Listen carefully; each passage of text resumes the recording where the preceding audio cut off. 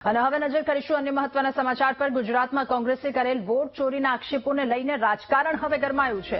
રાજ્યમાં ભૂતિયા water card હોવાનો કોંગ્રેસે ગંભીર આક્ષેપ કર્યો, ત્યારે સુરત જિલ્લામાં પણ મતદાર યાદીમાં ખોટી રીતે નામ જોડવામાં આવ્યા હોવાનો કોંગ્રેસે આક્ષેપ કર્યો। કોંગ્રેસના પ્રદેશ મહામંત્રી દર્શન નાયકે જણાવ્યું કે મતદાન દરમિયાન ખોટા મતદારોનો ઉપયોગ થાય છે। જુદી જુદી ફેક્ટરીઓમાં થોડા સમય માટે કામ કરવામાં આવેલા લોકો અને બહારથી આવેલા લોકોને ભાડા કરારના આધારે મતદાન યાદીમાં ઉમેરવામાં આવ્યા છે। સાથે ઘણા મતદારો સ્થળ છોડી અને ગયા હોવા તેમ છતાં નામ હજુ પણ યાદીમાં છે। કોંગ્રેસે આ મુદ્દે આરોપ લગાવ્યો કે અધિકારીઓને સેટિંગ કરી ખોટા નામો ઉમેરે છે। આ બાબતે કલેક્ટરને પત્ર લખી ખોટા નામો મતદાર યાદીમાંથી દૂર કરવા કોંગ્રેસે માંગ કરી છે।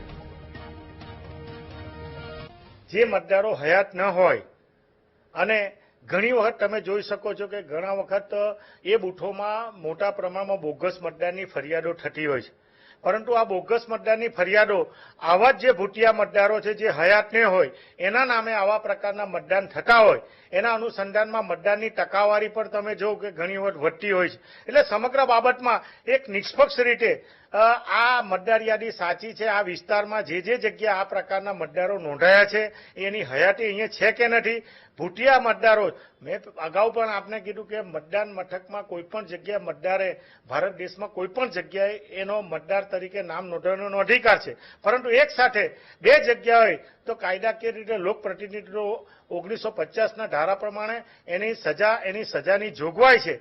મતદાર યાદીની એની પર આપણને સ્વાભાવિક છે કે આ પ્રકારના એની પર આપણને શંકાસ્પદ આવે, એ માટે જ માનનીય કલેક્ટરને વિનંતી કરી છે કે આ ચકાસણી થવી જોઈએ એટલે સત્યતાની ચકાસણી થાય એના આધારે જ મતદાર યાદી આપણને ખબર પડે। જે તાલુકા પંચાયત, જિલ્લા પંચાયત, વિધાનસભા અને લોકસભાના જે આંકડાઓ આવે છે અને એમાં અસંખ્ય ફરિયાદો આપના માધ્યમથી, મીડિયાના માધ્યમથી કે પાર્ટીના કાર્યકરો વતી વારંવાર થતી હોય કે આ જગ્યા ઓચિંતું આટલું કેમ મતદાન વધી ગયું, બોગસ મતદારની બી ફરિયાદ થતી હોય છે। તો બોગસ મતદારની ફરિયાદનામાં જ્યારે આપણે ચૂંટણી પંચને જ્યારે રજૂઆત કરીએ ત્યારે એ એવું જ વાત કરતા હોય કે આ તો યોગ્ય રીતે આ મતદારે આ મતદાન કર્યું જ છે। એટલે આવા ભૂતિયા મતદારો હોય તો જ આ પ્રકારનું મતદાનની આંકડાઓ, આ ટકાવારી આવતી હોય છે એવું સ્પષ્ટ માનવું છે।